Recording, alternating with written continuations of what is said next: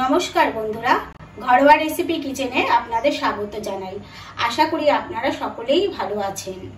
আজকে আমি আরেকটি দারুণ টেস্টি রেসিপি নিয়ে হাজির হয়েছি, সুজির মিল্ক কেক। এই মিল্ক কেকটা আমাদের দোকান দিয়ে কিনে খেতে হলে অনেক টাকা লাগে, কিন্তু আপনি বাড়িতে একটু বানিয়ে খেলে তার স্বাদটাও আলাদা হবে, আবার খেতেও মজা পাবেন। একবার এইভাবে একটু তৈরি করে দেখবেন, খুব সুন্দর হবে। দেখুন আমি কিভাবে তৈরি করছি। সুজির মিল্ক কেক বানানোর জন্য আমি এখানে 1 বাটি সুজি নিয়েছি। এখানে 200 গ্রাম সুজি আছে। আর সুজি যেই মাপে নিয়েছি সেই মাপেই, একদম সেম বাটির মাপেই আমি 1 বাটি চিনি নিয়েছি আর 1 বাটি গুঁড়ো দুধ। এবার দেখুন আমি এটা কিভাবে শুরু করছি।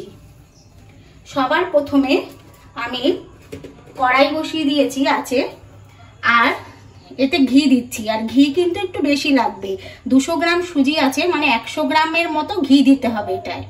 এই যে আমি 100 গ্রাম ঘি দিয়ে দিলাম। 100 গ্রাম ঘি দিয়ে এবার আমি যে সুজিটা রয়েছে এই সুজিটা এর মধ্যে ঢেলে দিচ্ছি। এবার এটাকে আমি লাল লাল করে একদম সুজির সাথে ভেজে নেব।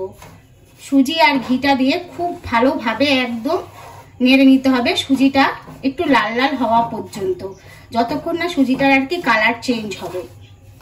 খুব ভালো মতো আর গ্যাসের ফ্লেমটা মিডিয়াম টু লোতে রেখে এই সুজিটা ভাজতে হবে। এবার আমি এইভাবে সুজিটা খুব ভালো করে ভেজে নিচ্ছি। এইভাবে আমি কন্টিনিউ সুজিগুলোকে 7 থেকে 8 মিনিট ধরে এরকম ঘিয়ের সঙ্গে ভেজে নেব।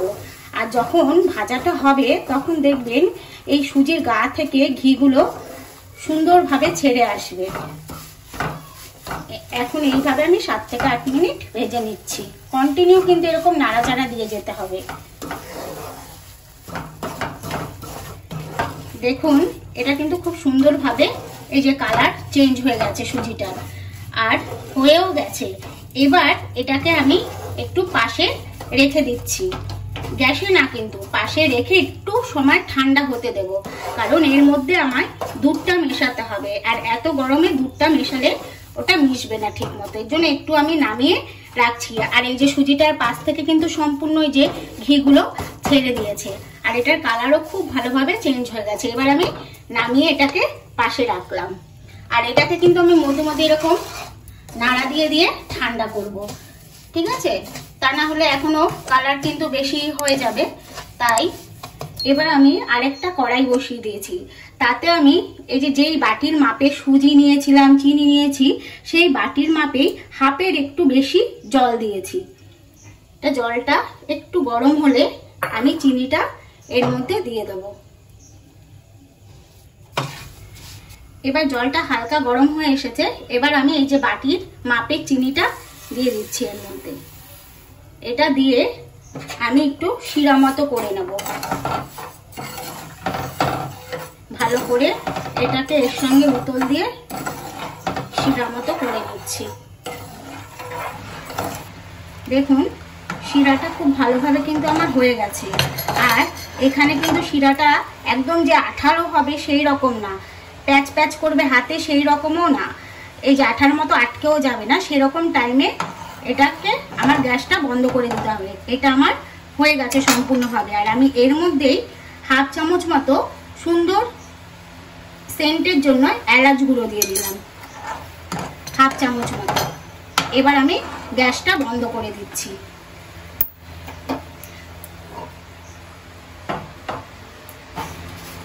এবার আমি কিন্তু গ্যাস জ্বালাইনি, গ্যাস কিন্তু বন্ধই আছে। এটা আমার হালকা ঠান্ডা হয়ে গেছে। এবার এর সঙ্গে আমি এই দুধটা অল্প অল্প করে দিয়ে দিয়ে মিশিয়ে নেব। প্রথমে এরকম দিলাম, অল্প দিয়ে ভালো করে মিশিয়ে নেব, যাতে কোনো রকম দানা দানা না থাকে। এইভাবে অল্প অল্প করে দিয়ে আমি সম্পূর্ণ দুধটা এর সাথে মিশিয়ে নেব খুব ভালো করে। আমি দুবার দিয়ে মিশিয়ে নিয়েছি, এবার আরেকবার দিয়ে দিলাম। 3বারে খুব ভালো করে 3বার দুধটা দিয়ে অল্প অল্প করে মিশিয়ে নিয়েছি। আর আমি এখানে 200 গ্রাম সুজির জন্য 150 গ্রাম মতো কিন্তু গুঁড়ো দুধ নিয়েছি। খুব ভালো করে মেশাতে হবে যাতে কোনো রকম কোনো দানা ভাব না থাকে এর মধ্যে।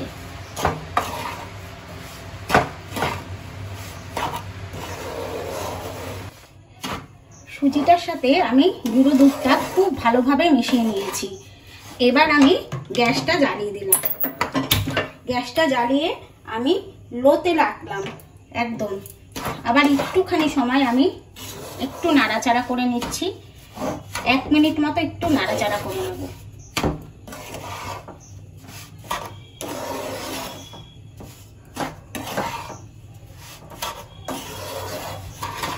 এক মিনিট মতো আমি নাড়িয়ে চাড়িয়ে নিলাম খুব ভালো করে। আর এখনো কিন্তু আমি ফ্লেমটা একদম লোতেই রেখেছি। এবার আমি যে শিরাটা করেছিলাম এই শিরাটা আমি এর সঙ্গে এর মধ্যে দিয়ে দিচ্ছি সম্পূর্ণটা। দিয়ে এবার আমি খুব ভালো করে এটাকে মিশিয়ে নেব। আর এখন কিন্তু গ্যাসের ফ্লেমটা আপনারা অবশ্যই একদম লোতে রাখবেন, ভালো মতো যেন এর মধ্যে কোনো দালা না বাঁধে।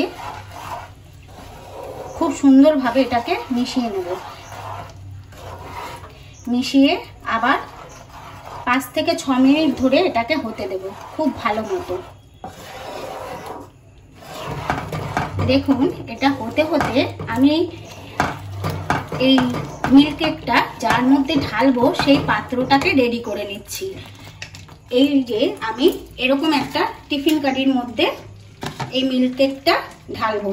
তার জন্য আমি প্রথমে ঘি দিয়ে খুব ভালো করে এটাকে চারিদিক ভালো মতো লাগিয়ে নেব। চারিদিক খুব ভালো করে একদম দিয়ে নেব।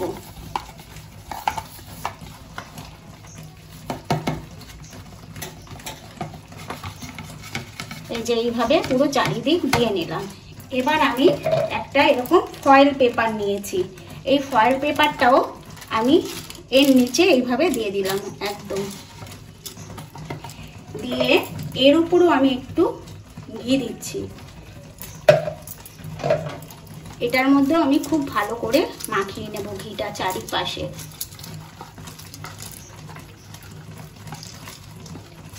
আমার বক্সটা রেডি হয়ে গেল। এবার আমি দেখুন এটাও এখানে আমার রেডি হয়ে আসছে। এবার মিল্ক কেকে দেখবেন ভেতরটা খুব সুন্দর ব্রাউন একটা কালার আসে। তার জন্য আমায় কি করতে হবে, এটা যখন আমার সম্পূর্ণভাবে হয়ে আসবে তখন আমি গ্যাসটাকে খুব জোরে দিয়ে দেবো। একটু জোরে দিয়ে এটাকে খুব ভালোভাবে নাড়তে হবে। দেখুন এটা কিন্তু আমার এখন সম্পূর্ণভাবে হয়ে গেছে। এবার আমি গ্যাসটাকে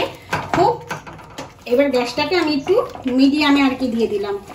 এবার খুব ফুটবে এটা, তার জন্য আমার এটা কন্টিনিউ এইভাবে নাড়িয়ে যেতে হবে। এটাকে আমি ব্রাউন কালার করার জন্য যখন ওই টিফিন কারিটায় আমি দেব এর ভেতরের কালারটা ব্রাউন আসবে। এবার কন্টিনিউ আমি এটা এইভাবে নাড়িয়ে যাব।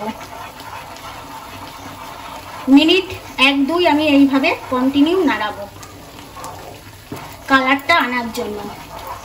এটা কিন্তু ছাড়লে চলবে না, এইভাবে নাড়িয়ে যেতে হবে। আর টিফিন কারিতে যখন ঢালবো আমি তখন এটা সম্পূর্ণ হিট অবস্থায় ঢালতে হবে, ঠান্ডা হলে চলবে না।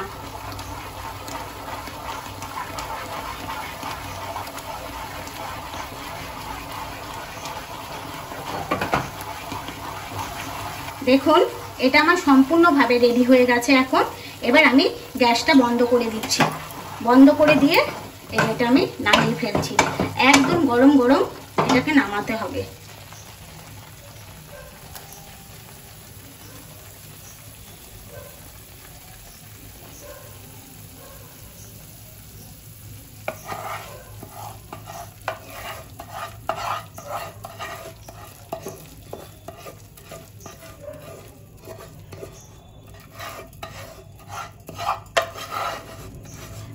সুজির মিল্ক কেকটা সম্পূর্ণ নামিয়ে দিয়েছি। এবার আমি ভালো করে এরকম ঝাঁকিয়ে দিচ্ছি যেন এটা কোনো দিকে কোনোভাবে গ্যাপ না থাকে।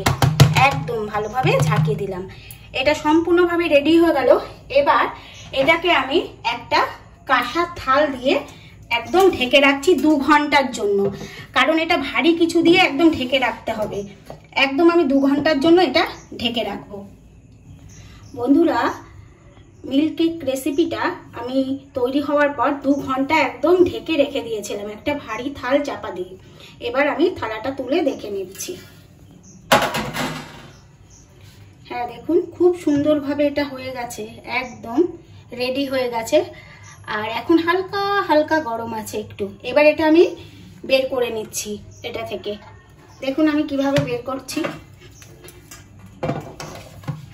আমি আবার এই থালটা চাপা দিয়ে এটাকে এইভাবে উল্টে দিলাম। দেখুন কি সুন্দরভাবে বেরিয়ে গেছে, খুব সুন্দরভাবে বেরিয়ে গেছে। এবার আমি এই যে কাগজটা তুলে দিচ্ছি।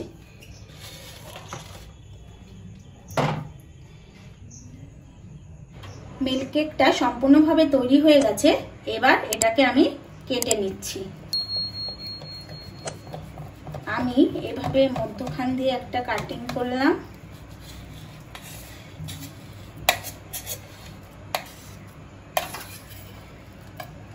এবার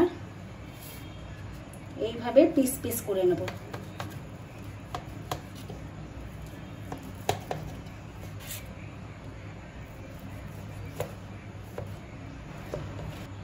মিল্ক কেকটাকে আমি এইভাবে কেটে নিয়েছি।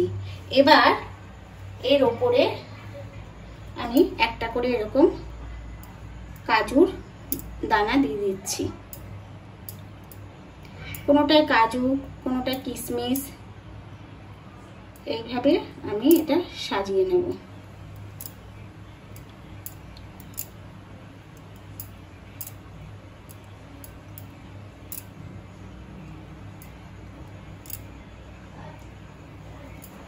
মিল্ক কেকটা কেটে এইভাবে পিস পিস করে আমি সাজিয়ে নিয়েছি।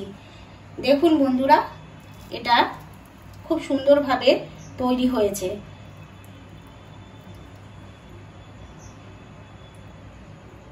দেখুন ভেতরটাও খুব সুন্দর হয়েছে মিল্ক কেকটা। একবার এইভাবে অবশ্যই আপনারা বাড়িতে তৈরি করবেন।